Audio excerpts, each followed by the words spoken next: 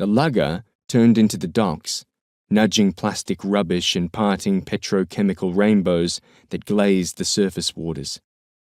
The men aboard the lugger wore shorts and t-shirts draped around their heads. Their skin was purple-black and their bodies lean with hard work. A boy among them leapt to the dock with a rope between his teeth that he hitched to the nearest mooring. 2 others slipped tyre fenders down the side of the clinkered hull, the boat shuddering on impact before jerking at its leash and settling. The satellite phone behind Cutler trilled. He re-entered the room and saw a large shadow cross the front window. Instinct caught him hard, and he felt dizzy, staggering as he leaned to the phone. The man at the door knocked, and the trilling died. Whelan was dressed for the tropics, in board shorts and a beige shirt from a camping store. If the shirt was designed to wick moisture away from the skin, it wasn't working. As Cutler waved the older man into the room, he could smell the sourness on him, could see the beads of sweat on the back of his neck.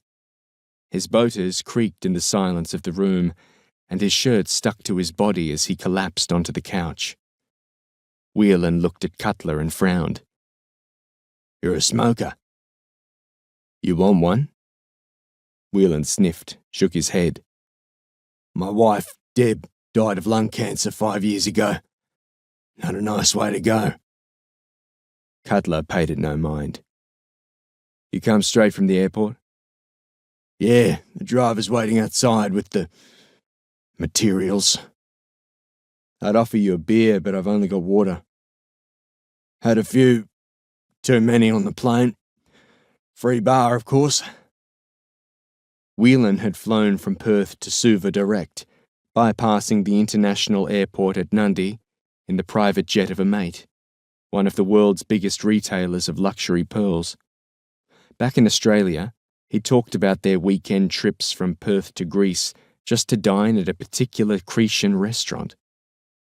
Whelan was filthy rich too, although he didn't talk or dress like a man worth $60 million. He was the CEO and main shareholder of one of Australia's largest commercial fishing operations, with licenses to take toothfish in the Antarctic and tuna just about everywhere else.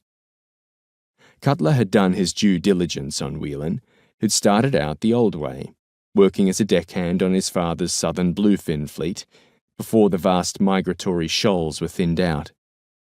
He then managed tuna ranches off Lincoln, where juveniles were dragged from the open ocean in giant enclosures to fatten them up, before that too became unviable.